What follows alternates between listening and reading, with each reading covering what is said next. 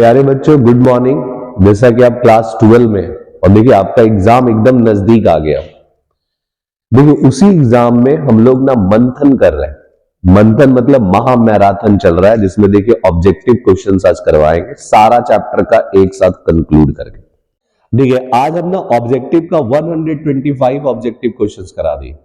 देखिए 125 क्वेश्चन को आप बढ़िया से पैशन से एकदम बढ़िया से करिए, एकदम एक एक क्वेश्चन को टू द पॉइंट। उसमें से 25 में 25 तो ऑब्जेक्टिव आना तय। और देखिए हम प्लेलिस्ट बना दिए, सारा टॉपिक का हम ना क्वेश्चंस बनाए, चैप्टर वाइज भी बना दिए और सारा का अलग अलग। आप एक बार उसको टू द पॉइंट, ऐसा नहीं कि एक दिन में आप नंबर नहीं ला सकते, एक बार रिवीजन कर लीजिए। सारा वीडियोस को एक बार रिवीजन कर लीजिए। डी ब्लॉक का अलग है, कोऑर्डिनेशन कंपाउंड का है, सॉल्यूशन चैप्टर का है, ऑर्गेनिक केमिस्ट्री का नेम रिएक्शंस है, कंप्लीट द रिएक्शन है। आप एक बार सारा वीडियो को देख लीजिए। और अगर देखने के बाद ऐसा कभी नहीं हो सकता है कि आपको 100% क्वेश्चन नहीं लड़ेगा, एकदम गारंटेड है कि इसमें से 100% क्वेश्चंस आ जाए। और अगर पैशन से आप अगर रिवीजन कर लेते हैं तो ऐसा कभी नहीं होगा कि आप पास तो छोड़ दीजिए, हम क्या बोले, आउट ऑफ 70 मार्क्स का क्वेश्चन आप लिख करके आएंगे, लेकिन उसको बढ़िया से रिवीजन करना पड़ेगा वीडियो देखते हुए। ठीक है, एग्जाम में मैक्सिमम ऑब्जेक्टिव आपको इससे लड़ जाएंगे। देखिए ये सारा जो इंपॉर्टेंट ऑब्जेक्टिव क्वेश्चन है जो हर चैप्टर से ऑलरेडी रिलेटेड है, तो थोड़ा सा देखना पड़ेगा आपको। ऑब्जर्वेशन कीजिए, ऑब्जेक्टिव को ध्यान से बनाइए और अपने आप का कंसेप्ट को मैच कराइए। जो कंसेप्ट आप पहले से पढ़ चुके उस कंसेप्ट को मैच कराना और आंसर चेक करना है कि क्या हम राइट मार पा रहे कि नहीं मार पा रहे। तो उसे देखिए फर्स्ट ऑब्जेक्टिव क्वेश्चन आपके पास क्या है कि मोलैरिटी को हम किस में एक्सप्रेस कर सकते हैं। Molarity is expressing.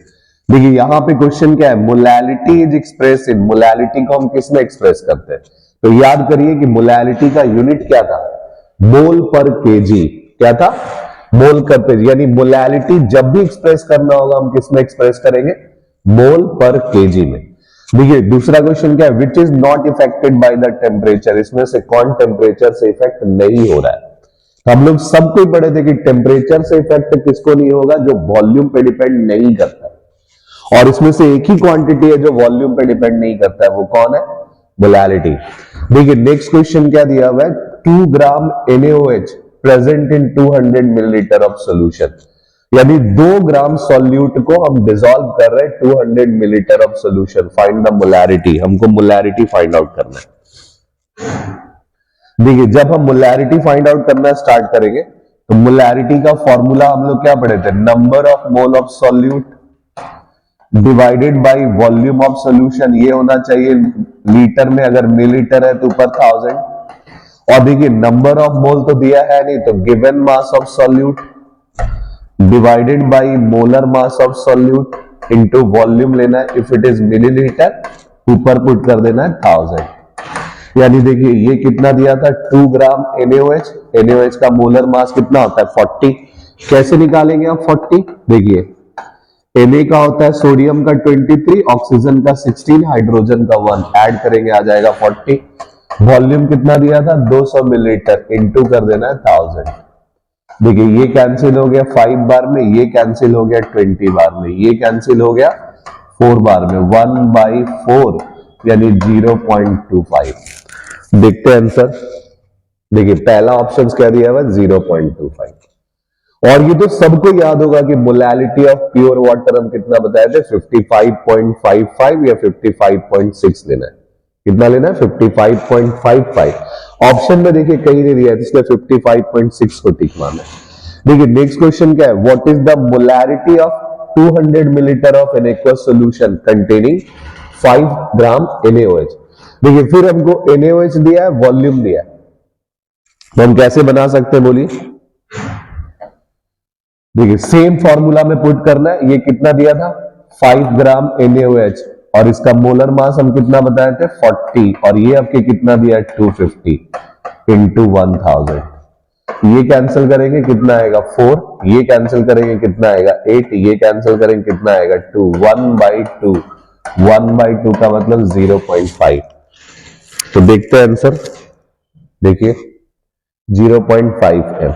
इसी तरह से आपको सॉल्व कर करके क्वेश्चन बनाना होगा। देखिए 5.8 gram NaCl dissolve in 90 gram water, then the mole fraction कितना होगा, जबकि मोलर मास, यानी देखिए NaCl का मास दिया हुआ है कितना 5.8 ग्राम, और हम लोग के पास क्या दिया 90 ग्राम वाटर दिया, तो इसका हमको निकालना क्या है, मोल फ्रैक्शन। देखिए मोल फ्रैक्शन निकालने के लिए हम लोग को नंबर ऑफ मोल निकालना पड़ेगा, पहले NaCl का भी फिर वाटर का भी। नंबर ऑफ मोल हम लोग कैसे निकालते हैं, गिवन मास, उसको डिवाइड करना होगा किससे, मोलर मास से, किससे, मोलर मास से। देखिए गिवन मास कितना दिया था, चेक करना पड़ेगा, 5.8 कितना दिया था, 5.8, यानी 5.8 डिवाइडेड बाई 58.5। देखिए ऑलमोस्ट अगर हम लोग डिवाइड करेंगे तो ये हटेगा, ये भी डेसिमल हट जाएगा, मान लीजिए ये ऑलमोस्ट 10 या 11 बाद में 0.1 समथिंग, 0.12 या 0.1। तो देखिए वाटर का नंबर ऑफ मोल कितना आ जाएगा, बोलिए, 90 ग्राम वाटर दिया हुआ है, 18 से डिवाइड करेंगे ये 5। अब मोल फ्रैक्शन ऑफ NaCl निकालना है, तो क्या फॉर्मूला हम लोग पढ़े थे, number of mole of NaCl divided by number of mole of NaCl plus number of mole of H2O। देखिए NaCl का नंबर ऑफ मोल कितना है, 0.1, 0.1 प्लस 5, यानी हम लिख सकते हैं 0.1 डिवाइडेड बाई 5.1, जो ऑलमोस्ट कितना आ जाएगा, देखिए डेसिमल तो हट जाएगा, डेसिमल हट जाएगा तो 0.02 के ऑलमोस्ट होना चाहिए। सर क्या बताया था, डी, जो 0.05। देखिए नेक्स्ट क्वेश्चन क्या है, molality of solute in solution expressed in, हमको मोलैलिटी बताना है कि किस में एक्सप्रेस कर सकते हैं, जैसे मोल पर लीटर ऑफ सॉल्यूशन, मोल पर किलोग्राम ऑफ सॉल्वेंट, सॉल्वेंट तो लेना है नहीं, क्या लेना है बताइए, मोल पर किलोग्राम ऑफ सॉल्यूशन या मोल पर लीटर ऑफ सॉल्वेंट, सोचिए आपको क्या लेना पड़ेगा। What is molality? It is the number of mole of solute present in per kg mass of solvent. Mostly गलती क्या करता है, ये सॉल्यूशन में टिक मार लेता है। देखिए पहले ये समझना है कि what is molality? It is the number of mole of solute present in the per kg mass of solvent. यानी सिर्फ हमको सॉल्वेंट लेना है 1 किलोग्राम। देखिए 8 नंबर क्वेश्चन क्या है, a binary solution Na mole of solute है, ये mole of solute, and Nb mole of solvent are present in mole fraction of solvent. देखिए थोड़ा जल्दी क्वेश्चन टाइप करने में थोड़ा हो गया इधर उधर, सब इंसानी है, मेहनत कर, हम लोग को निकालना है मोल फ्रैक्शन ऑफ सॉल्वेंट। देखिए सॉल्वेंट का मोल फ्रैक्शन हम क्या सिखाए थे कि what is the mole fraction, mole fraction का डेफिनेशन क्या है, it is the total number of mole of component to the total number of mole present in solution, यानी जिस क्वांटिटी को निकालना है उसको ऊपर बैठा देना है और टोटल नंबर ऑफ मोल को नीचे बैठा देना है। चेक करिए, देखिए यहां पे XB ये Na है, मिला लीजिए Na प्लस NB, ये तो हो नहीं सकता है, B का निकालना है। देखिए ये XB है, NB divided by Na plus NB, यानी यही हो सकता है, Na प्लस NB होना चाहिए माइनस में, इसका मतलब B नंबर आंसर है।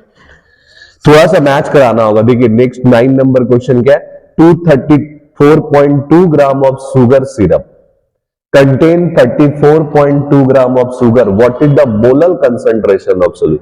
मोलर कंसंट्रेशन का मतलब है हमको मोलैलिटी फाइंड आउट करना है। क्या फाइंड आउट करना है, मोलैलिटी। ये क्या दिया हुआ है, ये पूरा सॉल्यूशन दिया हुआ है, और ये क्या दिया हुआ है, सॉल्यूट दिया हुआ है। क्या दिया, सॉल्यूट। तो देखते हैं, देखिए मास ऑफ सॉल्यूशन कितना दिया हुआ है, 234.2 ग्राम, और क्या दिया हुआ है, मास ऑफ सॉल्यूट, सॉल्यूट में कौन है, शुगर, शुगर कितना दिया हुआ है, 34.2 ग्राम। देखिए जब दोनों क्वांटिटी दे दिया है हम लोग को फाइंड आउट क्या करना है, पहले मास ऑफ सॉल्वेंट कितना बच रहा है। देखिए 234.2 माइनस 34.2 जो आएगा ऑलरेडी 200 ग्राम। मोलैलिटी का हम फॉर्मूला क्या बताए थे, given mass of solute divided by molar mass of solute into mass of solvent, और इफ इट इज ग्राम, अगर ये ग्राम है तो ऊपर 1000 पुट कर देना है बस।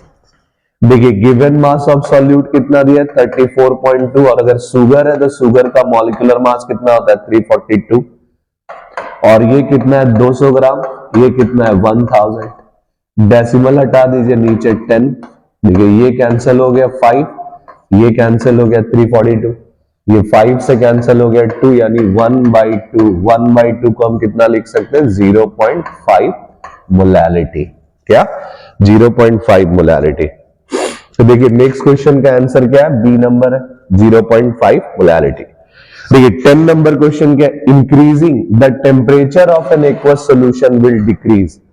अगर हम टेम्परेचर किसी भी कंपोनेंट या सॉल्यूशन को बढ़ाएंगे तो एक ही चीज डिक्रीज होगा जो वॉल्यूम पे डिपेंड होगा। देखिए पहला ऑप्शन क्या दिया, इंक्रीज इन मोलैरिटी। दूसरा ऑप्शन क्या दिया, decrease in the mole fraction. Mole fraction तो रेशियो है। तीसरा ऑप्शन क्या दिया हुआ, decrease in the molality. Molality में तो कोई इफेक्ट ही नहीं होता है। मोलैलिटी हमेशा याद रखना है इंडिपेंडेंट फ्रॉम द टेम्परेचर। चौथा देखिए इंक्रीज इन द डब्ल्यू, इसका मतलब ये थोड़ा सा मिस्टेक कर दिया, डिक्रीज होगा यहाँ पे, डिक्रीज इन द मोलैरिटी। कभी भी याद रखना है कि मोलैरिटी इनवर्सली प्रोपोर्शनल है किसका, तो टेम्परेचर का। It's inversely proportional to the temperature. यानी जब जब हम टेम्परेचर को इंक्रीज करेंगे मोलैरिटी क्या होगा, डिक्रीज। दोनों में सास बहू का रिश्ता बताया था, तो ध्यान रखना है ये। देखिए नेक्स्ट क्वेश्चन हम लोग के पास क्या आएगा,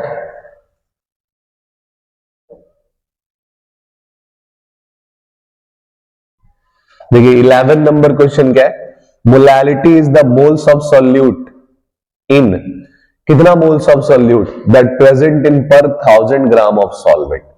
1000 ग्राम सॉल्वेंट में जितना मोल्स ऑफ सॉल्यूट अवेलेबल होगा उसी को हम लोग बोलते हैं मोलैलिटी। तब देखिए नेक्स्ट क्वेश्चन है कि मोलैरिटी ऑफ 900 ग्राम वाटर। देखिए वाटर का कुछ भी दिया रहेगा क्वांटिटी, टिक मारना है आपको कितना 55.55, कितना 55.5। देखिए नेक्स्ट क्वेश्चन क्या है, molarity of a solution containing 5 gram of NaOH in 250 gram water. तभी जस्ट हम लोग इसका निकाले थे, क्या बताए थे कि molarity is equal to given mass of solute 5 divided by 40 into 250 into 1000। ये कैंसिल हो जाएगा 4, ये कैंसिल हो गया 8, ये कैंसिल हो गया 2, 1/2 मतलब 0.5। तो देखिए हम क्या टिक मार सकते हैं 0.5। देखिए नेक्स्ट क्वेश्चन क्या है, the mole fraction of an solute in 1 molar aqueous solution. हम बताए थे कि जब भी 1 मोलर एक्वस सॉल्यूशन बोलेगा तब ब्रेन में बैठा लेना 0.017। देखिए हम कैसे निकालने सिखाए थे कि अगर हमको 1 मोलर एक्वस सॉल्यूशन का मान लीजिए फाइंड आउट करना है मोल फ्रैक्शन सॉल्यूट का, तो यहां रखना है मोलैलिटी, यहां रखना है मोलैलिटी, यहां डिवाइड कर देना है 55.55 से।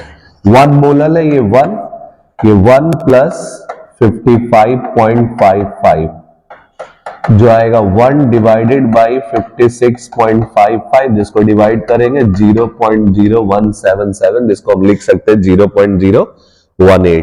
क्या लिख सकते हैं 0.018। देखिए बी और सी, वहां एग्जाम में ऐसा नहीं होगा, बी और सी डिफरेंट ही होगा। देखिए नेक्स्ट क्वेश्चन हम लोग के पास क्या है, द मोलैरिटी ऑफ 1MH3PO4। देखिए H3PO4 में इसका N फैक्टर कितना है। हम क्या सिखाए थे कि देखिए मोलैरिटी दे दिया है कितना 1 और फाइंड आउट करने बोला है नॉर्मेलिटी, तो हम बताए थे कि normality is equal to molarity into N factor. देखिए H3PO4 का N फैक्टर होगा जितना H प्लस ये डोनेट कर सकता है कितना 3, तो 1 इंटू 3 इज इक्वल टू क्या हो जाएगा 3M। कितना हो जाएगा 3M। तो देखिए नेक्स्ट हम लोग को यही सब सर्च करना पड़ेगा, क्या हो जाएगा 3M। देखिए ए solid dissolve in water if, solid कब पानी में डिसॉल्व करेगा। देखिए हमेशा ब्रेन में बैठा लेना है कि जब lattice energy greater than hydration होगा, या लैटिस एनर्जी इक्वल टू होगा हाइड्रेशन एनर्जी, या what is lattice energy is less than hydration energy. देखिए लैटिस एनर्जी क्या होता है, जब किसी सॉलिड, जैसे ए और बी ये सॉलिड सब्सटेंस है, इसको ब्रेक करने के लिए हमको जितना एनर्जी चाहिए that energy is called the lattice energy. और हाइड्रेशन एनर्जी कितना होता है, जब हम इसको पानी में डालते हैं ना तो वो एनर्जी रिलीज करता है। सोचिए अगर इसको चाहिए 200 किलो जूल और ये रिलीज कर रहा है 500 किलो जूल, इसका मतलब डिसॉल्व हो जाएगा। यानी लैटिस एनर्जी कम होना चाहिए और हाइड्रेशन एनर्जी ज्यादा होना चाहिए। क्या होना चाहिए? Lattice energy is less than hydration energy, ऐसे में सॉलिड डिसॉल्व होता है। देखिए नेक्स्ट क्वेश्चन फिर हम लोग पढ़ेंगे 17 नंबर क्वेश्चन। देखिए क्या है, condition for making solution. Solution बनाने के लिए हमको क्या कंडीशन चाहिए? तो हम बता दें कि सोल्यूशन बनाने के लिए एक ही कंडीशन का जरूरत पड़ता है, क्या? Like dissolve like. क्या डिसॉल्व करना है? Like dissolve like. A solution of solid in gas, solid को हम गैस में डिसॉल्व कर रहे हैं। देखिए सॉलिड इन गैस का एग्जांपल बताए थे, आयोडीन वेपर इन एयर। क्या? Iodine vapour in air. देखिए 5% on aqueous solution H2O2 W/V। देखिए W/V का मतलब हो गया मास कितना लेना है 5% और वॉल्यूम लेना है क्या 100 मिलीलीटर, यानी 5 gram of H2O2 dissolve in 100 millilitre of solution, या 5 gram of H2O2 present in 95 gram of water. देखिए एक तो क्वांटिटी क्या होगा मास, दूसरा क्वांटिटी किसमें लेना है वॉल्यूम, इसमें वॉल्यूम, तो यही आंसर होगा। परसेंटेज है तो 100 में करना है। देखिए नेक्स्ट क्वेश्चन क्या है, 200 millilitre of water is added to 500 millilitre of 0.2 m solution, what is the molarity of dilute solution. देखिए M1 दे दिया है 0.2, V1 दे दिया है 500 और V2 निकालना होगा 500 में 200 हम ऐड कर दिए, कितना 700। तो आंसर हम लोग कैसे बनाएंगे? देखिए M1 V1 is equal to M2 V2। M1 कितना दिया था देखते हैं, 0.2, कितना 0.2। V1 कितना दिया था 500। ऐड हमको निकालना क्या था M2, ऐड कितना किए थे 200, तो टोटल वॉल्यूम कितना हो गया 700। यानी M2 इज इक्वल टू हम क्या लिख सकते हैं 0.2 इंटू 500 डिवाइडेड बाई 700। ये 2 जीरो से 2 जीरो कैंसिल, ये भी कैंसिल कर देते। देखिए क्या आ गया 5 2 जा 10, ये 2 से कैंसिल कर दीजिए 5, ये कैंसिल हो गया, बचा 1/7। 1/7 को डिवाइड करेंगे तो कितना आएगा 0.1।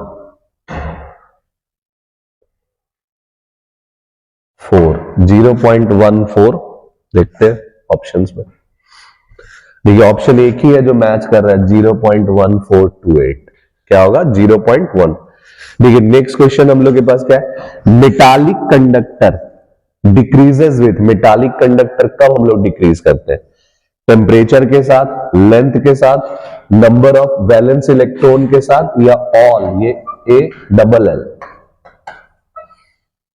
देखिए याद करिए मेटालिक कंडक्टर हम लोग क्या पढ़े थे कि टेम्परेचर के साथ भी चेंज कर जाता है, लेंथ के साथ भी चेंज कर जाता है, नंबर ऑफ वैलेंस इलेक्ट्रॉन के साथ भी चेंज कर जाता है। यानी ऑप्शन क्या होगा डी मतलब all.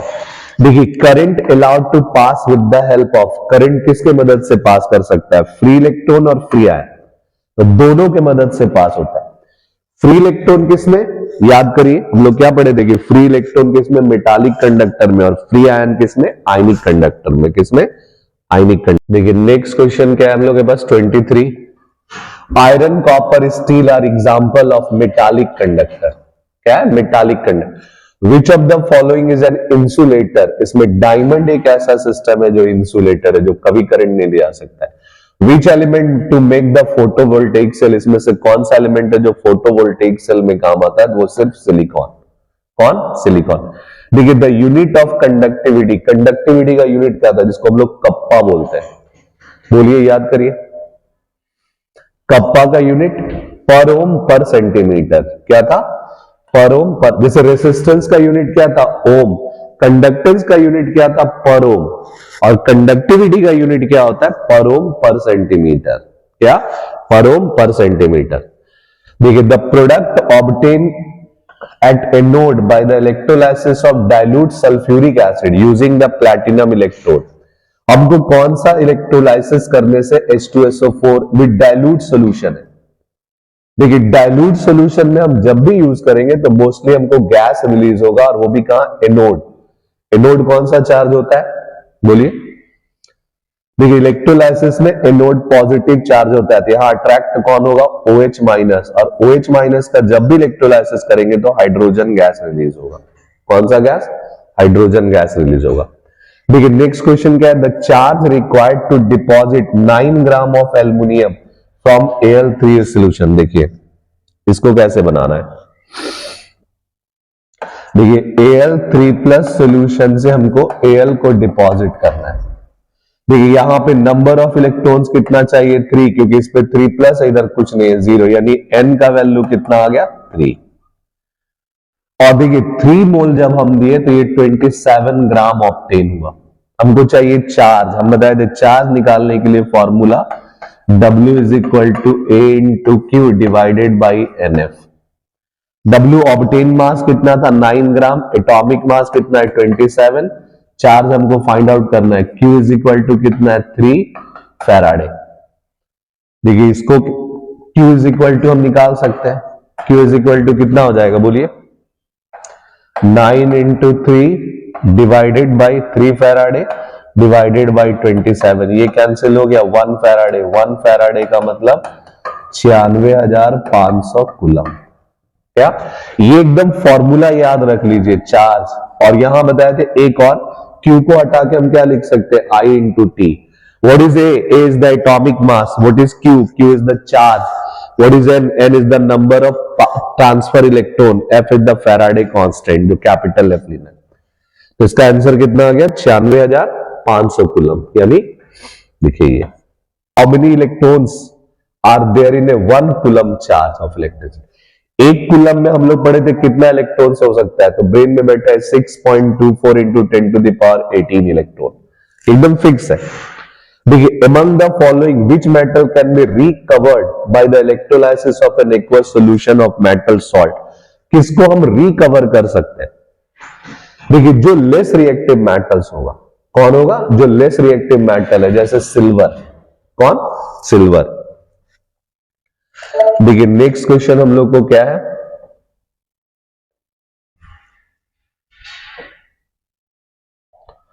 which of the following solution of KCl will have the highest value of molar conductivity? देखिए हम लोग पढ़े थे कि मोलर कंडक्टिविटी इनवर्सली प्रोपोर्शनल होता है किसका, कंसंट्रेशन का, और डायरेक्टली प्रोपोर्शनल है डाइल्यूशन का। जो जितना पतला सॉल्यूशन है उसका मोलर कंडक्टिविटी उतना ज्यादा है, यानी 0.01। क्या होगा, 0. देखिए 1 m है, उससे ज्यादा 0.5 m, उससे कम 0.1 m कम, लेकिन सबसे कम कौन है, 0.01। देखिए यूनिट ऑफ कंडक्टिविटी, फिर कप्पा का यूनिट अभी हम लोग पढ़े थे, क्या था, पर ओम पर centimetre. Molar ionic conductivity of Al3 plus and SO4 minus is 189 and 160। The value of Al2SO4 का होल 3 फाइंड आउट करना। इसका मतलब क्या हो गया, हमको कोलराउस लॉ से बनाना है। देखिए एक का दिया है 189, एक का 160, यही ना। हम बताए थे पहले इसको डिसोसिएट, ब्रेकअप करा लेते हैं इसका। देखिए जब ब्रेकअप होगा तो Al पे आ जाएगा 3 प्लस चार्ज और SO4 पे आ गया 2 माइनस चार्ज। Al कितने बार है, यहां 2 बार, SO4 कितने बार है, यहां 3 बार। देखिए अब Al का वैल्यू दिया था, कितना दिया था चेक करते हैं, 189, SO4 का कितना दिया, 160। देखिए ऑब्जेक्टिव क्वेश्चन है, उतना सिस्टमैटिक ढंग से हमको चाहिए नहीं, तो 2 इंटू 189 और 3 इंटू 160 दोनों को ऐड कर देना। देखिए इसको 2 से मल्टीप्लाइड करेंगे तो कितना आएगा, 8, 18, 6, 17, 2 1 2, 378। इसका कितना आ जाएगा, प्लस 480। दोनों को ऐड कर देते हैं। फाइनली हम दोनों को ऐड करते हैं, 8, 7 और 8 15, 5, 7, 4 3 7 और 1 8, 858 आंसर कितना हो गया, 858। देखिए ये नेक्स्ट क्वेश्चन है कि cell constant is, cell constant क्या होता है, हम लोग सब पढ़े थे L/A, ये थोड़ा सा छितरा गया है बेचारा। फिर देखिए नेक्स्ट क्वेश्चन है, which of the following ion solution will have highest conductivity. इसमें से सबसे ज्यादा कंडक्टिविटी किसका होगा? देखिए यहां मोलर कंडक्टिविटी नहीं पूछा है, कंडक्टिविटी। कंडक्टिविटी का मतलब है डायरेक्टली प्रोपोर्शनल टू कंसंट्रेशन। वो भी स्ट्रॉन्ग इलेक्ट्रोलाइट है मोर कंडक्टिविटी देन वीक इलेक्ट्रोलाइट। देखिए एक दिया है 0.01 यानी 1/100, ये दिया है 1/100, लेकिन ये स्ट्रॉन्ग इलेक्ट्रोलाइट है, ये वीक इलेक्ट्रोलाइट है। देखिए ये 0.1 यानी 1/10, ये भी है 1/10, फिर ये स्ट्रॉन्ग इलेक्ट्रोलाइट, ये वीक इलेक्ट्रोलाइट, तो यही आंसर होगा। क्यों? क्योंकि इसका कंसंट्रेशन ये सब में ज्यादा और ये स्ट्रॉन्ग इलेक्ट्रोलाइट। किसका बात कर रहे हैं? कप्पा। क्या? पप्पा नहीं, क्या? Kappa. It is called the conductivity. और कंडक्टिविटी डायरेक्टली प्रोपोर्शनल था कंसंट्रेशन, इनवर्सली प्रोपोर्शनल था dilution. Molar conductivity is directly proportional to dilution. Next question देखते हैं, the unit of second order reaction. देखिए किसी भी ऑर्डर का यूनिट निकालना होगा तो करना क्या है? Mole per litre to the power 1 minus n बैठा देना, अपने आप आंसर आ जाएगा। क्या हो जाएगा बोलिए? सेकेंड ऑर्डर यहां 2 बैठा देते हैं,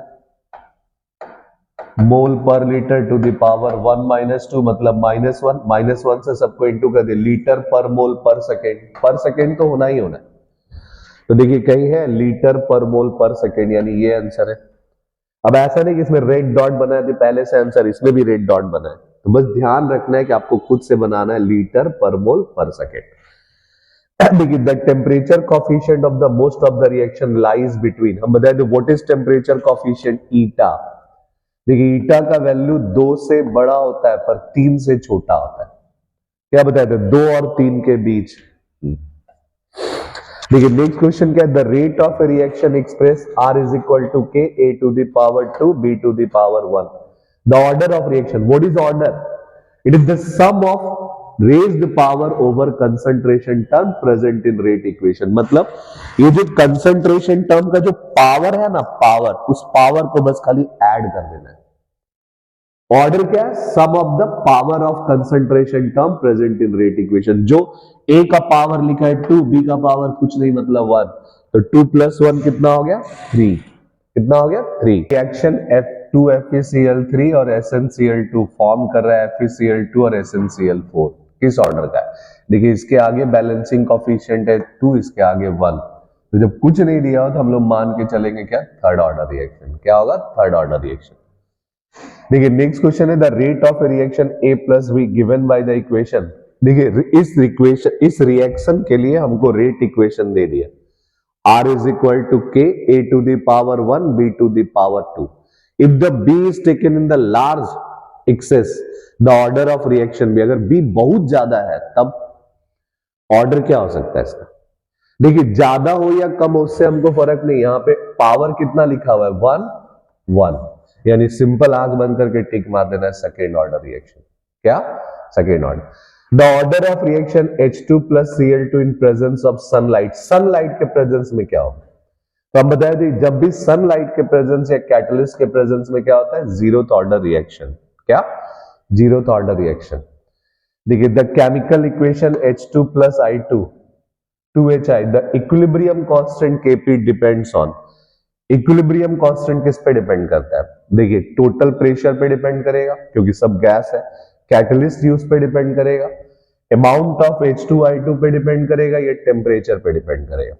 तो हमेशा याद रखना किसी भी इक्विलिब्रियम कांस्टेंट का फॉर्मूला क्या होता है? Concentration of product by concentration of reactant.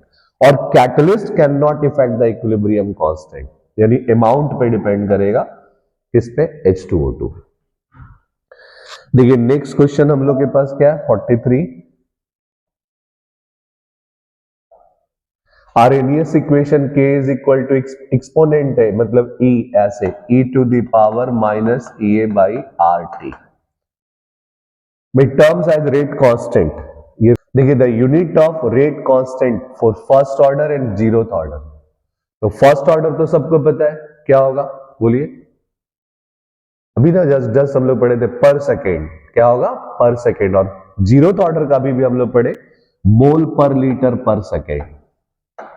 देखिए इसी मोल पर लीटर को हम लोग लिख सकते हैं M, M मतलब मोलैरिटी, यानी यही होगा फर्स्ट नंबर।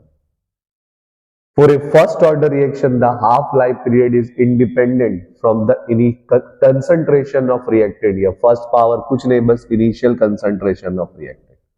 रिएक्टेंट से हाफ लाइफ टाइम का कोई लेना देना ही नहीं है। किसमें? फर्स्ट ऑर्डर रिएक्शन में। किसमें? फर्स्ट ऑर्डर रिएक्शन में। देखिए नेक्स्ट क्वेश्चन क्या है, the rate of a reaction for the first order is 10 minute, what will be the half life period? देखिए T half is equal to, हम लोग क्या पढ़े थे, 0.693 बाई के। हम क्या लिख सकते हैं, 0.693 डिवाइडेड बाई 10, यानी 0.0693।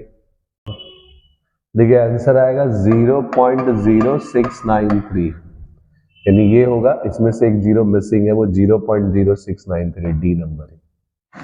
The minimum amount of activation energy will be, endothermic के लिए डेल्टा एच का वैल्यू क्या होता है, एंथैल्पी ऑफ रिएक्शन।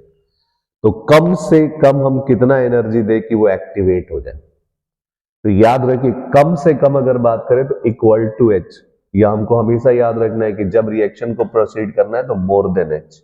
क्या? More than H.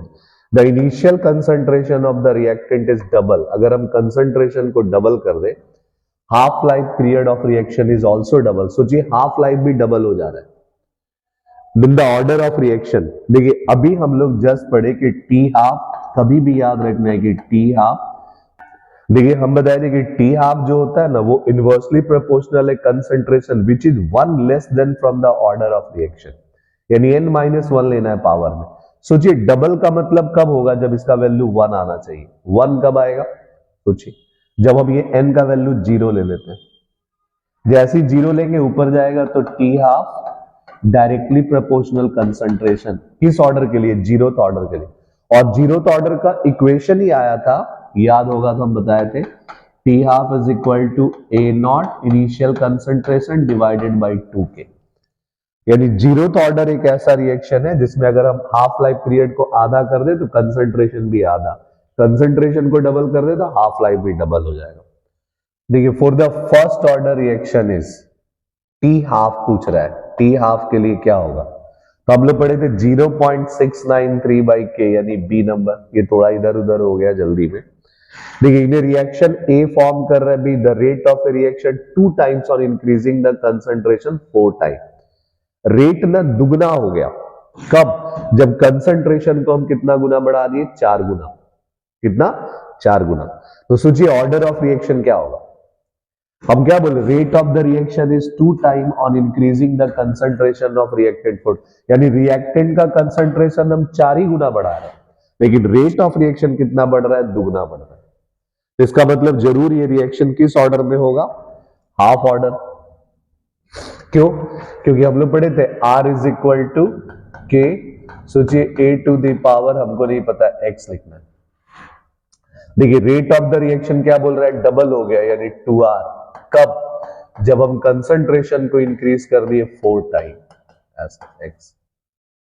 देखिए आर आर तो कैंसिल हो गया, के भी कैंसिल हो गया, क्या बच गया? 1/2 is equal to a to the power x divided by 4a to the power x। हम इसको निकाल सकते हैं, 1/2 इज इक्वल टू क्या आएगा? 1/4x into a to the power x, a to the power a। देखिए x कैंसिल हो गया, 1/2 हम लिख सकते हैं 1/2 टू द पावर 2x। हम क्या लिख सकते हैं बोलिए इसको? 2 to the power 2x divided by 2 का पावर 1, यानी 2x इज इक्वल टू 1, तो x इज इक्वल टू 1/2। ठीक है, तो हाफ हो जाएगा ये equation. Reactant leads to change, अगर हम कंसंट्रेशन ऑफ रिएक्टेंट को बढ़ा दे तो क्या चेंज होना चाहिए? Activation energy.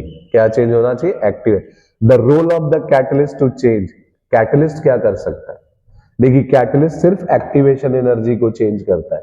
हम क्या बताए थे? Decrease the activation energy so the reaction become much faster. देखिए the unit of rate constant depends upon, rate constant का यूनिट किस पे डिपेंड करता है? ऑर्डर ऑफ रिएक्शन पे। किस पे? ऑर्डर ऑफ रिएक्शन पे। Which of the following transition metals show the maximum number of oxidation state?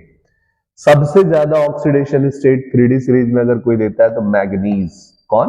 Manganese, जो +7 तक दे सकता है।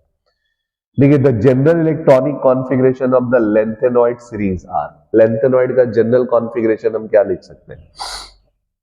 क्या बताए थे, याद करिए, NH2 N-1 D का पावर 0 to 1 और N-2 F का पावर 1 से 14 तक। चेक करते हैं, देखिए N-2 F का पावर 1 से 14, ये नहीं होगा। N-2 F का पावर देखिए 10 से 14 या 1 से 14, N-1 D का पावर 10, ये भी नहीं होगा।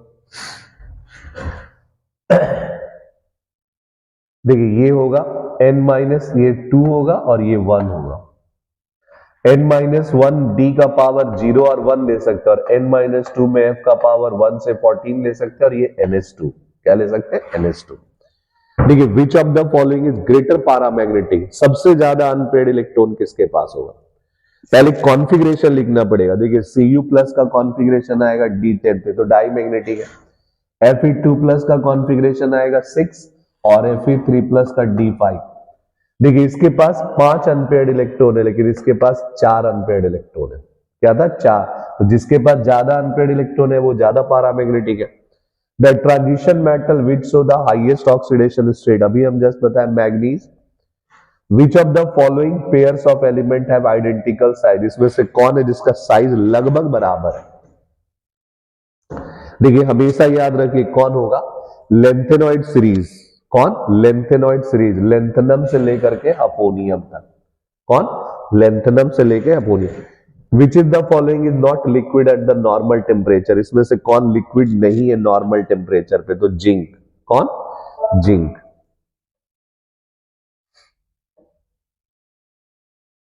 नेक्स्ट क्वेश्चन देखते हैं। In the first transition series the highest boiling point and melting point, तो हम लोग याद करिए पढ़े थे क्रोमियम। कौन? क्रोमियम।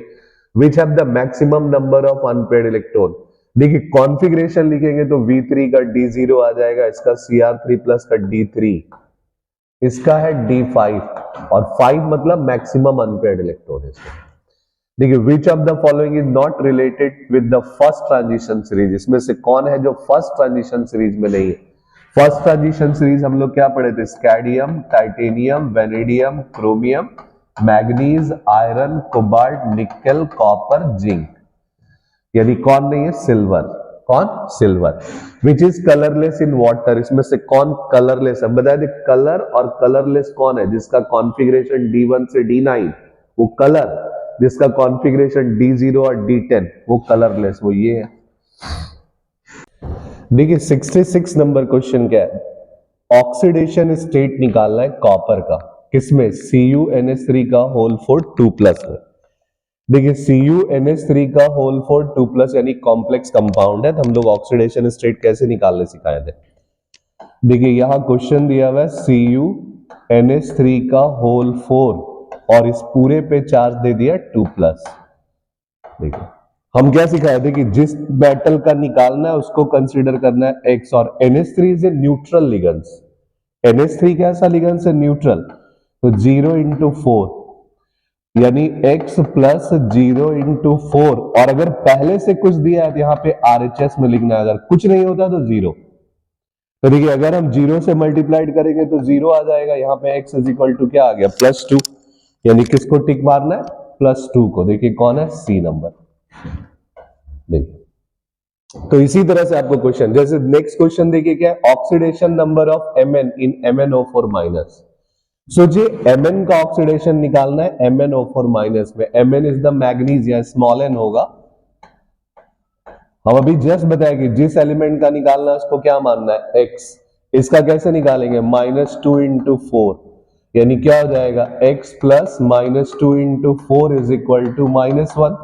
हम लिख सकते हैं X is equal to -1 plus 8 is equal to +7, यानी ऑक्सीडेशन स्टेट मैग्नीज का कितना हो गया? +7। देखिए नेक्स्ट क्वेश्चन क्या है? Which of the following ligands can form a chelate. देखिए हम बता दें कि चिल्लेट कौन बना सकता है? साइक्लिक रिंग, और साइक्लिक रिंग सिर्फ वही बना सकता है जो पॉलीडेंटेड लिगेंड्स होना चाहिए। जैसे देखिए एसीटेट, एसीटेट का फॉर्मूला होता है CH3COO, ये तो मोनोडेंटेड है। जैसे oxalate COO C double O minus. देखिए नेक्स्ट है साइनाइड CN माइनस।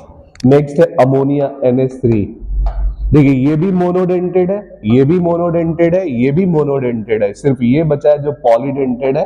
अगर ये दोनों लॉन पेयर इलेक्ट्रॉन मेटल को दिया, देखिए यहां साइक्लिक रिंग बन गया। और हम बताए इसी साइक्लिक रिंग को कहा जाता है chelate ring and the process is called chelation. मतलब इसमें से कौन है जो चिल्लेट लिगेंड्स बना सकता है? तो ऑक्सलेट। याद रखिए जो पॉलीडेंटेड या बाइडेंटेड में हो, जैसे EN वो भी बना सकता है, जैसे ऑक्सलेट वो भी बना सकता है। तो जितना बाइडेंटेड लिगेंड्स मोस्टली रहता है जिसमें दो लिंकिंग एटम से साइक्लिक रिंग बन जाए, वो सब बनाता है क्या? चिल्लेट। क्या? चिल्लेट। देखिए नेक्स्ट क्वेश्चन 69 क्या है? Among the following which complex can show the solvate isomerism? हम बताए थे solvate या hydrate। What is solvate और hydrate? जिसमें वाटर मॉलिक्यूल अपना पोजीशन अदला बदली करता है। देखिए इसमें तो वाटर है ही नहीं, इसमें भी वाटर नहीं है। देखिए ध्यान से समझिए, जिसमें नेगेटिव आयन होगा काउंटर आयन और नेगेटिव होगा लिगेंड्स, वो हमेशा दे सकता है आयोनाइजेशन आइसोमेरिज्म। और देखिए ये EN है होल 3, ये नहीं दे सकता है। देखिए जिसमें दोनों पार्ट कॉम्प्लेक्स होगा वो बताया थे कोऑर्डिनेशन आइसोमेरिज्म दे सकता है। और जिसमें वाटर मॉलिक्यूल होता है वो स्पेशल आइसोमेरिज्म देता है जिसका नाम सॉल्वेट। तो क्या? सॉल्वेट। देखिए नेक्स्ट क्वेश्चन क्या है? What is the oxidation state of NiCO का होल 4? देखिए जब हम बताए थे कि NiCO का होल 4 लेना है, इसको x मानेंगे, इसका 0 into 4, तो x इज इक्वल टू भी कितना आ जाएगा? 0। यानी ऑक्सीडेशन स्टेट क्या हो गया? 0। देखिए नेक्स्ट क्वेश्चन फिर हम लोग के पास क्या है? देखिए how many isomeric ethers represent by the molecular formula C4H10O? मतलब कितना आइसोमेरिक ईथर्स हम बना सकते हैं जिसका मॉलिक्यूलर फॉर्मूला होना चाहिए C4H10O। देखिए कैसे हम लोग बनाएंगे? देखिए C4H10O, इससे ईथर कितना बनेगा? 4 कार्बन है तो पहले ऐसे बना सकते हैं, 2 कार्बन इधर 2 कार्बन इधर बीच में। इसी का मेटामेरिज्म हम लोग कर सकते हैं ऐसे, 3 कार्बन एक तरफ 1 कार्बन एक तरफ। देखिए इसी में ये 1 2 3 हम पोजीशन बदल सकते हैं ऐसे, 1 2 3 यहां पे। देखिए यही 3 आइसोमेरिज्म ये दे सकता है, जिसमें 2 है मेटामेरिज्म, एक हो गया पोजीशन आइसोमेरिज्म। यानी टोटल कितना आइसोमेरिक ईथर बन सकता है? 3। कितना? 3। देखिए diethyl ether is prepared by passing the vapour of ethyl alcohol over heated catalyst under the high temperature and pressure. देखिए हम लोग पढ़े थे कि डाइइथाइल ईथर बनाना इथाइल अल्कोहल से C2H5OH से। कब? जब बोल रहा हम इसको कैटलिस्ट में पास करेंगे, और वो कैटलिस्ट हम यूज करते थे Al2O3 हाई टेम्परेचर पे, तब जाकर के फॉर्म करता था C2H5O C2H5 प्लस H2, जिसको डिहाइड्रेशन ऑफ अल्कोहल में हम लोग रखते थे। यानी कैटलिस्ट कौन सा लेना है? Al2O3। देखिए नेक्स्ट क्वेश्चन है which of the following react with ethyl alcohol to give ethyl bromide? सोचिए इथाइल अल्कोहल को किसके साथ रिएक्शन कराए कि इथाइल ब्रोमाइड बन जाएगा? KBr तो हो नहीं सकता है, NH4Br भी नहीं हो सकता। देखिए Br2 हो सकता था, लेकिन कब? जब साथ में होना चाहिए था रेड फास्फोरस। क्या होना चाहिए था? Red phosphorus. नहीं है तो हम क्या लिख सकते हैं? KBr इन कंसंट्रेटेड H2SO4, ये हो सकता है। देखिए नेक्स्ट क्वेश्चन क्या है? Which of the following compound have the highest boiling point? इसमें से सबसे ज्यादा बॉइलिंग पॉइंट किसका है? तो हम बताए थे कि पूरे ऑर्गेनिक केमिस्ट्री में सबसे ज्यादा बॉइलिंग पॉइंट किस फंक्शनल ग्रुप का है? Carboxylic acid. उसके बाद कौन था? अल्कोहल। उसके बाद कौन था? तो याद रखिए, उस पहले चेक करना। उसके बाद एमाइंस। क्या? एमाइन, तब कीटोन, तब एल्डिहाइड। चेक करते हैं। देखिए ये है इथेनॉल, ये है डाइइथाइल ईथर, ये इथाइल क्लोराइड, ये ट्राइमिथाइल एमाइन। अब एमाइन से ज्यादा बॉइलिंग पॉइंट किसका होता है? अल्कोहल। तो क्या टिक मारना है? इथेनॉल। देखिए which of the following method are use for the distinguish of primary secondary and tertiary alcohol? मतलब first degree, second degree, third degree alcohol को डिस्टिंग्विश करना है, इसमें से कौन सा मेथड सुटेबल? ऑक्सीडेशन भी राइट है, तो फर्स्ट डिग्री का ऑक्सीडेशन में क्या बनता था? Carboxylic acid. सेकेंड डिग्री में क्या देता है? Ketone. Third degree do not undergo oxidation. Lucas test भी राइट है, विक्टर मेयर टेस्ट भी राइट है, तो इसका मतलब ऑल। क्या टिक मारना है? ऑल। देखिए which of the following use to decomposed diethyl ether. इसमें से कौन है जो डाइथाइल ईथर को तोड़ सकता है? याद करिए, हम लोग पढ़े थे कि CCO इसको रिएक्शन कराते थे किसके साथ? HI के साथ, तब ये टूट जाता था आइदर साइड से। तो कौन लेना है? HI। देखिए, the strong acid among the following, इसमें से कौन स्ट्रॉन्ग एसिड है? फिनॉल कि बेंजाइल अल्कोहल कि मेटाक्लोरोफिनॉल और साइक्लोहेक्सेनॉल। देखिए, सबका पहले स्ट्रक्चर बनाना होगा। फिनॉल क्या है? देखिए, बेंजीन पे OH ऐसे।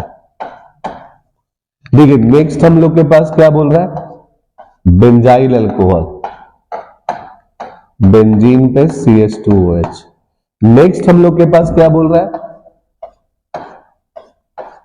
देखिए, मेटाक्लोरोफिनॉल यानी OH, यहां पे Cl। नेक्स्ट हमको क्या बोल रहा है? साइक्लोहेक्सेनॉल। देखिए, हम क्या सिखाए थे कि एसिडिक नेचर अगर चेक करना है तो क्या बताए थे कि एसिडिक नेचर हमेशा याद रखना है डायरेक्टली प्रोपोर्शनल है -I या EWG, और इनवर्सली प्रोपोर्शनल है किसका? +I या EDG। देखिए, बेंजीन में OH जुड़ा हुआ, ये इलेक्ट्रॉन छीनने वाला ग्रुप है, इसका मतलब ये H+ जल्दी छोड़ सकता है। देखिए, ये OH ओपन चैन से जुड़ा हुआ है, जो इलेक्ट्रॉन देने वाला ग्रुप, ये भी इलेक्ट्रॉन डोनेटिंग ग्रुप है, और इसमें तो है ही नहीं। तो इसका मतलब सब इस चारों में से सबसे ज्यादा एसिडिक कौन है? देखिए, इस चारों में से सबसे ज्यादा एसिडिक कौन होगा? तो फिनॉल। कौन? फिनॉल। इसका मतलब हम लोग को टिक किसको मारना होगा? फिनॉल को, इस चारों में से। देखिए, नेक्स्ट क्वेश्चन क्या? On the boiling with the concentrated HBr phenyl ethyl ether will give, यानी फिनाइल इथाइल ईथर को अगर हम HBr के साथ हीटिंग करेंगे तो प्रोडक्ट क्या बनेगा? फिर देखना पड़ेगा रिएक्शन। देखिए, फिनाइल मतलब C6H5, इथाइल मतलब C2H5, और इसको रिएक्शन कराना है किसके साथ? आपको HBr के साथ। हम क्या सिखाए थे कि जब जब बेंजीन के साथ अटैच हो तो ऑक्सीजन हमेशा बेंजीन के साथ ही रहेगा, ये जन्म जन्म का साथ है, इसका साथ नहीं छोड़ सकता। ओपन चैन सबका साथ छोड़, चाहे कितना परवरी पार हो जाए। तो ये हो जाएगा इधर H, इधर Br, यानी एक प्रोडक्ट हमको क्या मिला? फिनॉल। एक प्रोडक्ट हमको क्या मिला? ब्रोमो ईथर या इथाइल ब्रोमाइड। देखते हैं ऑप्शन। देखिए, फिनॉल और इथाइल ब्रोमाइड, यानी पहला ही होगा राइट, फिनॉल और इथाइल ब्रोमाइड। तो नेक्स्ट क्वेश्चन है, higher homologous of ether can be prepared, मतलब किस रिएजेंट से हम ज्यादा से ज्यादा ईथर बना सकते हैं? तो अगर याद होगा विलियमसन सिंथेसिस, तो पढ़े थे एल्काइल हैलाइड से। किससे? एल्काइल हैलाइड से। देखिए, ईथर में oxygen atom is in ether, oxygen atom का क्या रोल था? हम क्या बताए थे कि ईथर में ऑक्सीजन बेचारा दोनों कार्बन के बीच में ट्रैप हो गया, तो ये लेस रिएक्टिव हो गया, मतलब दोनों के तरफ एल्काइल ग्रुप उसके बीच में फंस गया, इधर भी आ रहा है इधर भी आ रहा है, ना ये इसका बॉन्ड तोड़ पा रहा ना ये तोड़ पा रहा, यानी ये लड़का जो है फंस गया बेचारा किसके किसके बीच, एक तरफ वाइफ एक तरफ मदर, न बॉन्ड इधर से तोड़ पा रहा ना इधर से तोड़ पा रहा। इसका मतलब they are not very active, replaceable active नहीं, कंपैरेटिवली इनर्ट। क्या होगा? Comparatively inert. देखिए, नेक्स्ट क्वेश्चन क्या है? The number of chiral carbon in glucose, glucose में कायरल कार्बन कितना है? तो याद करिए ग्लूकोज का स्ट्रक्चर हम कैसे सिखाए थे, CHO ड्रॉ किए, नीचे CH2OH, 2 कार्बन हो गया, ग्लूकोज में टोटल 6 कार्बन है, C6H12O6, आंख बंद करिए, 4 गो ऐसे लाइन खींच दीजिए, 4 पैक ऐप। देखिए, ये हो गया पहला कायरल, दूसरा कायरल, तीसरा कायरल, चौथा कायरल, यानी टोटल कितना कायरल कार्बन हो गया? 4। तो टिक मार देना है 4 कायरल कार्बन। देखिए, नेक्स्ट क्वेश्चन क्या है? Which of the following is a carbohydrate, इसमें से कार्बोहाइड्रेट कौन है? तो सबको पता है लैक्टोज, ज्यादातर ओज में खत्म होता है, ग्लूकोज, फ्रुक्टोज, लैक्टोज, सेलुलोज। देखिए, DNA thymine is hold by 2 hydrogen bond with the base. देखिए, डीएनए में थाइमीन जो होता है is hold by 2 hydrogen bond with the base. देखिए, डबल बॉन्ड से या 2 हाइड्रोजन बॉन्ड से किस बेस से जुड़ा होता है? कौन? थाइमीन। तो हम क्या सिखाए थे? याद करिए, देखिए डीएनए में एडेनिन जब भी जुड़ेगा थाइमीन से और साइटोसिन जब भी जुड़ता है गुआनिन से। फिक्स है एकदम। अब एडेनिन किससे जुड़ा है? थाइमीन। तो थाइमीन किससे जुड़ेगा? एडेनिन से। किससे? एडेनिन से। इसका मतलब एडेनिन। देखिए adenosine N example of. Adenosine का मतलब क्या है? देखिए एडेनोसिन का मतलब क्या होता है, ध्यान से समझिए। एडेनिन प्लस नाइट्रोजनस बेस दोनों को जोड़ करके जो तैयार होता है कॉम्बिनेशन, उसी दोनों का नाम को मिला करके हम लोग बोले एडेनोसिन, और इसी को हम लोग बोलते थे न्यूक्लियोटाइड्स। क्या बोलते थे? न्यूक्लियोटाइड्स। तो ब्रेन में रखना है क्या होगा? न्यूक्लियोटाइड। और जिसमें भी याद रखिए एक साइक्लिक रिंग होता है, वो प्यूरिन बेस। क्या? प्यूरिन। देखिए which of the following is not pyrimidine base? इसमें से कौन पायरिमिडीन बेस नहीं है? तो गुआनिन जो है वो पायरिमिडीन बेस नहीं है। यूरासिल, एडेनिन, साइटोसिन और thymine, they are the pyrimidine, जिसको बोलते हैं पायरिमिडीन बेस, और गुआनिन को बोलते हैं प्यूरिन बेस। क्या क्या बोले? बोलिए। देखिए एडेनिन, साइटोसिन, थाइमिन और यूरासिल ये सब है पायरिमिडीन बेस, और गुआनिन जो है ये याद रखना है क्या? प्यूरिन बेस है। क्या है? प्यूरिन बेस है। तो देखिए नेक्स्ट क्वेश्चन क्या है? गुआनिन। तो याद रखना है एडेनोसिन का मतलब क्या बताया? Adenine plus nitrogenous base. कोई भी नाइट्रोजनस बेस आपस में जुड़ जाता है, या याद रखिए कि एडेनिन जब भी पेंटोज शुगर के साथ जुड़ेगा, कोई भी शुगर के साथ जुड़ेगा, उस कॉम्बिनेशन को हम लोग क्या बोलते हैं? न्यूक्लियोटाइड। क्या? न्यूक्लियोटाइड। और इसमें से कौन पायरिमिडीन बेस नहीं है? तो गुआनिन, क्योंकि गुआनिन कैसा बेस है? प्यूरिन। क्या? प्यूरिन। देखिए sweetest of the all sugar, सबसे मीठा इसमें से कौन है? ग्लूकोज, लैक्टोज, सुक्रोज और फ्रुक्टोज। तो सुक्रोज। क्या होगा? सुक्रोज। देखिए एंजाइम क्या होता है? प्रोटीन। इसको बायोमोलिकुलर प्रोटीन हम लोग बोलते हैं। क्या बोलते हैं? Biomolecular protein. देखिए नेक्स्ट क्वेश्चन क्या है? Carbohydrate which is 3 to 10 monosaccharide, मतलब कौन सा कार्बोहाइड्रेट है जो 2 से लेके 10 मोनोसेक्राइड्स देता है? तो हम लोग पढ़े थे उसका ऑलिगोसेक्राइड्स। क्या पढ़े थे? ऑलिगोसेक्राइड्स। देखिए नेक्स्ट क्वेश्चन क्या है? Formula of sucrose. सुक्रोज का फॉर्मूला क्या हो सकता है? हम क्या सिखाए थे? ये डाइसेक्राइड है। डाइसेक्राइड का फॉर्मूला C12H22O11। क्या? C12H22O11। नेक्स्ट क्वेश्चन देखिए on hydrolysis of sucrose. Sucrose का जब हाइड्रोलाइसिस करते हैं तो हमको क्या मिलता था? 1 molecule of alpha glucose, 1 molecule of beta fructose. See number. Next question देखिए fructose is an example of. Fructose किसका एग्जांपल है? तो वो था कीटोन ग्रुप का, और 6 कार्बन है तो हम क्या बोल सकते हैं? कीटोहेक्सोज। कुछ है नहीं ये सब में, बस दिमाग लगाते जाना है। Name A molecule which eliminated during the formation of peptide. जब एमिनो एसिड का NH2 ग्रुप कॉम्बिनेशन करता था कार्बोक्सिलिक एसिड्स के, यानी OH अगर H के साथ रिलीज बॉन्ड बनाएगा तो H2O निकलेगा बाहर। तो क्या बाहर निकलता है? वाटर। कब? when one amino acid combine with the another amino acid to form peptide। जब भी पेप्टाइड बॉन्ड बनेगा there is a release of the water molecule. देखिए नेक्स्ट क्वेश्चन क्या है? नेम द मॉलिक्यूल, सॉरी, देखिए पायरिडोक्सिन। बोला pyridoxine is an known as. Pyridoxine किसका नाम है? तो ये आपको याद ही रखना है कि विटामिन B6 का नाम है। जैसे vitamin C ascorbic acid, vitamin A riboflavin. तो ऐसे याद रखना है कि पायरिडोक्सिन किसका नाम है? Vitamin B6। Which of the following does not constituent of nucleic acid? इसमें से कौन है जो न्यूक्लिक एसिड में नहीं होता है? देखिए uracil, ribose sugar, phosphoric acid या ग्वेनिडीन। तो ये ग्वेनिडीन नहीं होता न्यूक्लिक एसिड। ये क्या? देखिए हम लोग पढ़िए, याद करिए न्यूक्लिक एसिड में कौन कौन था? पेंटोज शुगर, 4 नाइट्रोजनस बेस और फॉस्फोरिक एसिड। तो देखिए यूरासिल एक नाइट्रोजनस बेस है, ये एक पेंटोज शुगर है, ये फॉस्फोरिक एसिड है। इसका मतलब वो नहीं, वो क्या है? एमिनो एसिड में।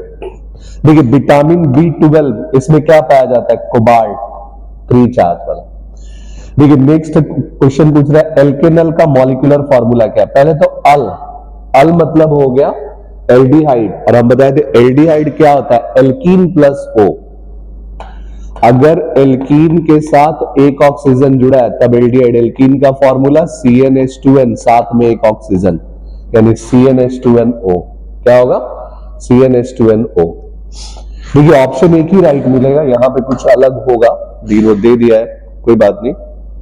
देखिए नेक्स्ट है, which of the following undergo aldol condensation, इसमें से कौन है जो एल्डोल कंडेंसेशन देगा। देखिए एल्डोल कंडेंसेशन के लिए हम लोग क्या पढ़े थे, याद करिए, कि जिसमें अल्फा हाइड्रोजन होना चाहिए, ऐसा aldehyde and ketone which contain the alpha hydrogen. पहला तो कार्बोक्सिलिक एसिड, इसमें अल्फा हाइड्रोजन का नहीं देखना ही नहीं, ये एल्डिहाइड और ये एल्डिहाइड। तब उसमें ये भी दिखा दिए थे कि बेंजल्डिहाइड, फॉर्मल्डिहाइड। देखिए बेंजीन है, देखिए यहां बेंजीन में अल्फा हाइड्रोजन नहीं हो सकता, यहां CHO है और ये अल्फा कार्बन हाइड्रोजन का। तो ब्रेन में बैठा लेना कि benzene, benzaldehyde do not contain alpha hydrogen. क्या बताया था, benzaldehyde, formaldehyde, these are not contain alpha hydrogen. वो कभी दे ही नहीं सकता एल्डोल कंडेंसेशन, उसके लिए क्रॉस बनाया गया था, इसलिए बी नंबर। तो नेक्स्ट देखते हैं हम लोग।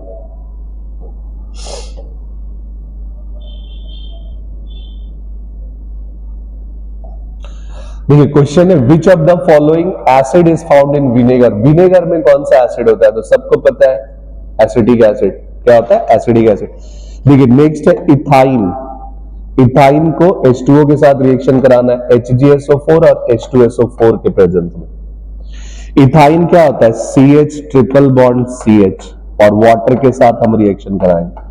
तो हम बता दें कि जिस कार्बन पे लेस हाइड्रोजन होगा उस कार्बन पे पहले डबल बॉन्ड को बैठा देना और अपने आप यहां वैलेंसी सेटिस्फाइड कर देना। इससे जो मॉलिक्यूल मिलेगा, पहले एक इंटरमीडिएट स्टेट बनाता है, वो भी दिखा देते। चलिए देखिए, पाई बॉन्ड टूटेगा तो यहां पे आ जाएगा OH, यहां पे आ जाएगा H। अब oxygen is the more electronegative, तो ये पाई बॉन्ड ले लेगा, इसको दे देगा, यही रीअरेंज करके बनेगा। और इस मॉलिक्यूल को हम बताए थे एसिटल्डिहाइड। इसको हम डायरेक्ट सिखाए थे कि जिस carbon, according to Markovnikov rule, जिस कार्बन पे लेस हाइड्रोजन होगा डबल बॉन्ड को बैठा देना है और रेस्ट कार्बन का वैलेंसी पूरा कर देना है, बाकी जो होगा हम संभाल लेंगे। कब, जब कैटलिस्ट में क्या होना चाहिए, HgSO4। क्या होना चाहिए, HgSO4। तो क्या प्रोडक्ट बना, एसिटल्डिहाइड। क्या बन गया, एसिटल्डिहाइड। चलिए अब की 100 से ऊपर चलते हैं। अब की बार 95 पार, इसलिए देखिए उससे भी ज्यादा क्वेश्चंस बनाना होगा। देखिए नेक्स्ट क्वेश्चन हम लोग के पास क्या है, which of the following, among the following which complex can be show the linkage isomerism। इसमें से कौन है जो लिंकेज आइसोमेरिज्म शो कर सकता है। तो हम बताए थे कि लिंकेज आइसोमेरिज्म सिर्फ वही शो कर सकता है which contain what, ambient ligands. कौन, एम्बिडेंट। और याद रख लीजिए कि एम्बिडेंट लिगेंड में कौन कौन होता है, NO2, HCN, CN। तो देखिए इसमें से ढूंढिए NO2 किसके पास है, CN किसके पास है, पता चला B। देखिए ये सिर्फ अपना लिंकिंग चेंज कर सकता है, NO2 को हम लिख सकते हैं ONO। क्या लिख सकते हैं, ONO। एक क्लास में भी पढ़ा है और ऐसे भी हम बता दे रहे हैं, एम्बिडेंट लिगेंड जिसमें होगा वही शो कर सकता है लिंकेज आइसोमेरिज्म। कोऑर्डिनेशन कंपाउंड में 4 आइसोमेरिज्म स्ट्रक्चरल पढ़े थे। पहला आयोनाइजेशन, दूसरा लिंकेज, तीसरा हाइड्रेट, चौथा कोऑर्डिनेशन। नेक्स्ट क्वेश्चन देखते हैं 102 में, the ligands and the coordination number 4। देखिए इसमें से पूछ रहा है कि लिगेंड्स कितना और कोऑर्डिनेशन नंबर कौन कौन है। देखिए सबसे पहले तो लिगेंड्स पहचानिए, जो इसमें से डी ब्लॉक का होगा वो तो सेंट्रल मैटर। तो लिगेंड्स कौन कौन बच गया, H2O और NO2। क्या बचा, देखिए 2 ऑप्शन है जिसमें दिया हुआ है H2O और NO2, H2O और NO2। अब चेक करना है कि इसका कोऑर्डिनेशन नंबर कितना है। तो हम बताए थे what is coordination number, sum of the density of all ligands. Density का मतलब how many lone pair electron donated, कौन कितना लॉन पेयर इलेक्ट्रॉन दान कर सकता है। देखिए जैसे H2O 1 लॉन पेयर दान कर सकता है, कितने बार है, 4 बार। NO2 भी 1 लॉन पेयर दान कर सकता है, कितने बार है, 2 बार। तो 4 और 2 अगर ऐड करेंगे तो कितना हो गया, 6। देखिए H2O, NO2 और कोऑर्डिनेशन नंबर 4, ये तो हो नहीं सकता है। H2O, NO2 और कोऑर्डिनेशन नंबर 6, यानी C आंसर होगा। तो ध्यान रखना है सबको। देखिए नेक्स्ट क्वेश्चन है, what is the oxidation state of Fe in FeCO का होल 5। फिर देखिए अगर कार्बन मोनोऑक्साइड आ गया तब भी हम बताए थे कि FeCO का होल 5 का 0 इंटू 5 इसको x मारेंगे तो 0 आ जाएगा, यानी क्या हो जाएगा ऑप्शन 0। देखिए which of the following is ambient ligands, अभी जस्ट हम बताए कि एम्बिडेंट कौन कौन हो सकता है, NO2 HCN, ऑप्शन में देखिए C। Which of the following ligands is a hexadentate, इसमें से कौन हेक्साडेंटेड लिगेंड्स है, हेक्साडेंटेड मतलब जिसका डेंसिटी 6 होना चाहिए, जो 6 लॉन पेयर इलेक्ट्रॉन दान कर सकता है। तो याद करिए EDTA था, क्या था EDTA, ethylene di amine tetra acetate, जहां पे 4 माइनस दिया रहेगा। देखिए इथिलीन डाई एमाइन को शॉर्टकट में EN बोलते हैं और एसीटेट को CH3COO, पायरिडीन को C5H5N, तो सिर्फ कौन है EDTA 4 माइनस। देखिए नेक्स्ट है which of the following ligands can be form the chelate, अभी हम जस्ट ऊपर में बता रहे कि चिलेट कौन बना सकता है, जो पॉलीडेंटेड लिगेंड्स है, एसीटेट है नहीं, साइनाइड है नहीं, अमोनिया है नहीं, तो बचा कौन EN, और EN इसी का फुल फॉर्म है इथिलीन डाईएमाइन। देखिए EN का स्ट्रक्चर कैसा होता है, क्या बताया था, CH2 CH2 NH2 NH2, ये है EN। इसी को ईथेन 1,2 डाईएमाइन भी बोलते हैं, ये भी अपना लॉन पेयर दान किया, ये भी अपना लॉन पेयर दान किया, किसको, सेंट्रल मेटल को, किसको, तो ये कैसा रिंग बन गया, साइक्लिक, और इसीलिए हम लोग इसको नाम देते हैं क्या, व्हाट, चिल्लेट, क्या नाम देते हैं, चिल्लेट। चलिए नेक्स्ट क्वेश्चन देखते हैं। एग्जाम्पल ऑफ डबल सॉल्ट, इसमें से डबल सॉल्ट कौन है, ब्लीचिंग पाउडर तो है नहीं, K4 तो ये तो कॉम्प्लेक्स कंपाउंड है, हाइपोहेलाइड एक कंपाउंड है, पोटास एलम पढ़े थे, K2SO4 Al2SO4 का होल 3 और 24H2, और ये भी हम बता चुके हैं कि कोऑर्डिनेशन कंपाउंड का सबसे इंपॉर्टेंट है डिफरेंस बिटवीन पोटास एलम और कॉम्प्लेक्स सॉल्ट, डबल सॉल्ट और कॉम्प्लेक्स सॉल्ट, कोऑर्डिनेशन कंपाउंड का एक इंपॉर्टेंट क्वेश्चन होता है। देखिए 2 monosaccharides are joined together dash bond, इसमें से कौन सा बॉन्ड से 2 मोनोसेक्राइड जुड़ा रहता है, तो हम बताए थे कि जब भी 2 मोनोसेक्राइड आपस में जुड़ेगा ना, जैसे मान लीजिए ये है आपका ग्लूकोज का, यहां से ऐसे ऑक्सीजन, यहां से ऐसे, और ये जुड़ा है मान लीजिए फ्रुक्टोज, ऐसे ऐसे होता है। तो ये जो बॉन्ड हम लोग देख रहे हैं ना ऑक्सीजन से जुड़ा है, इसी का नाम है ग्लाइकोसिडिक लिंकेज। एकदम याद रख लेना है कि when two monosaccharides are combined together with oxygen or ethyl linkage, such are called what, glycosidic, क्या बोलते हैं उसको, ग्लाइकोसिडिक, यानी उसका नाम क्या हम बताएं, ग्लाइकोसिडिक। देखिए नेक्स्ट क्वेश्चन क्या है, vitamin C is compound called, vitamin C का दूसरा नाम क्या है, एस्कार्बिक एसिड, क्या नाम है, एस्कार्बिक एसिड। देखिए जो रेड है, ऐसा नहीं कि रेड सब राइट है, रेड जो है वो इसके लिए कंप्यूटराइज्ड होता है जो स्पेलिंग मिस्टेक को चेक करता है, तो ये नहीं समझना है कि इसका ये राइट है उसका वो राइट है, ऐसा कुछ भी नहीं। देखिए नेक्स्ट क्वेश्चन क्या है, deficiency of vitamin C, vitamin C के डेफिशिएंसी। देखिए विटामिन सी का जितना भी बीमारी होगा दांत से रिलेटेड होगा, जैसे विटामिन ए आंख से, विटामिन डी हड्डी से, विटामिन बी कॉम्प्लेक्स हमेशा याद रखना है वाटर सोल्यूबल विटामिन है, तो ऐसे आपको याद रखना पड़ेगा। तो विटामिन सी कौन है, स्कर्बी, कौन, scurvy. Rickets is cause due to deficiency of, rickets किसके चलते होता है, तो विटामिन डी के चलते होता है रिकेट्स, क्या होता है, डी के चलते रिकेट्स होता है। देखिए starch is an example, starch किसका एग्जांपल है, स्टार्च होता क्या है, देखिए मोनोसेक्राइड में हम लोग पढ़े थे ग्लूकोज और फ्रुक्टोज, डाइसेक्राइड में हम लोग 3 पढ़े थे, कौन कौन, माल्टोज, लैक्टोज और बोलिए सुक्रोज। पॉलीसेक्राइड में हम लोग 3 पढ़े थे, कौन कौन, स्टार्च, सेलुलोज और ग्लाइकोजेन। तो स्टार्च जो है वो किस में आता है, पॉलीसेक्राइड्स में, क्या, पॉलीसेक्राइड। जितना अनाज हम लोग खाते हैं सीरियल्स, वो सब में स्टार्च होता है। देखिए नेक्स्ट क्वेश्चन है, the sugar present in RNA, RNA में कौन सा शुगर होता है, तो हम लोग सब पढ़े, आरएनए का नाम ही है राइबोस, क्या, ribose. Which of the following base is not present in DNA, DNA में कौन सा बेस नहीं होता है, हम बताए थे डीएनए में कौन कौन होता है, याद रख लीजिए, एडेनिन, हम बताए थे एजीसीटी, डीएनए के लिए एजीसीटी, एडेनिन, गुआनिन, साइटोसिन, थाइमिन। देखिए इसमें कौन सा है जो नहीं है,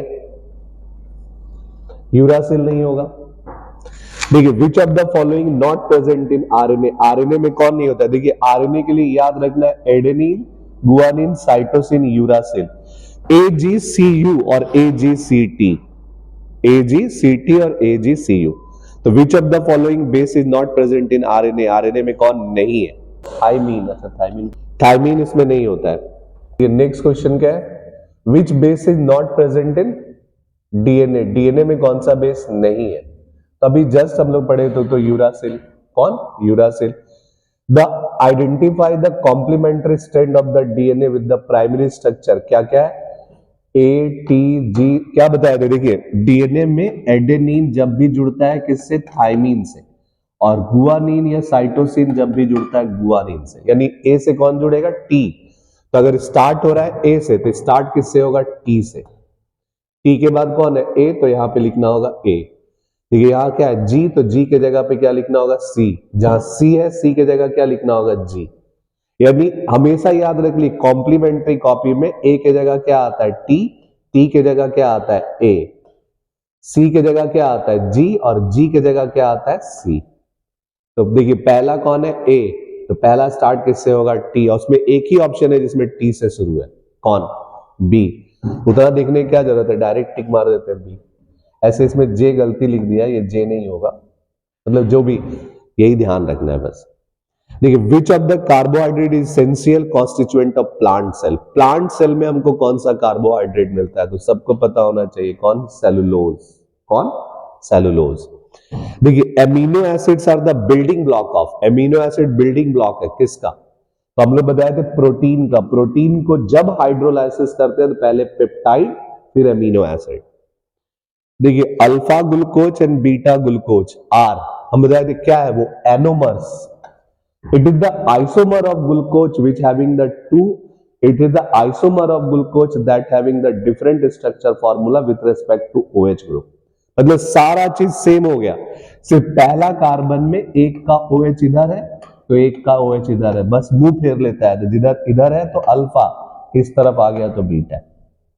पढ़ेंगे वो, पढ़ लिए थे हम लोगों। Which is fat soluble vitamin, इसमें से कौन विटामिन है जो फैट सोल्यूबल है? तो विटामिन ए, कौन? Vitamin A.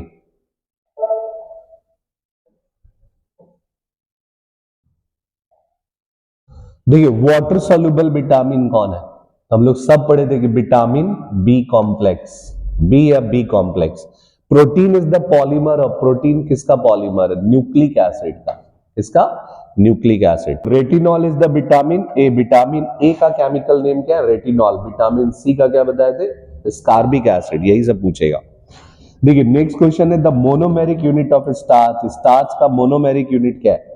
देखिए स्टार्च को जब भी हम लोग हाइड्रोलाइसिस करते हैं ना तो दो चीज मिलता है, एक का नाम है एमाइलोज, एक का नाम बताए थे क्या? एमाइलोज, दूसरा का नाम था एमाइलोपेक्टिन। क्या बताए थे? एमाइलोपेक्टिन। ठीक है, ये है 20% और ये होता है 80%, और ये भी अल्फा ग्लूकोज का बना है, और ये भी अल्फा ग्लूकोज का बना है। बस अंतर क्या है? ये लीनियर पॉलीमर है, ये ब्रांच चैन पॉलीमर, ये क्रॉस लिंकिंग पॉलीमर। तो अगर जब हमसे पूछेगा स्टार्च का मोनोमर यूनिट क्या आएगा, फाइनली हमको क्या मिलेगा? ग्लूकोज। क्या मिलेगा? ग्लूकोज। देखिए इसी तरह से आप 125 ऑब्जेक्टिव क्वेश्चन है, इसमें से आपका 25 नंबर हर हालत में आए। अब बढ़िया से इसको बनाइए, प्रैक्टिस करिए और एकदम पैसेंस रख करके प्रैक्टिस करिए। और देखिए इससे पहले भी हम बहुत सा वीडियो डाले हुए जिसका हम ना प्लेलिस्ट बना दिए 12, अब उस सारा वीडियो को एक बार रिवीजन कर लीजिए। देखिए अगर आप चाहेंगे तो एक दिन में आप नंबर ला सकते हैं, ठीक है,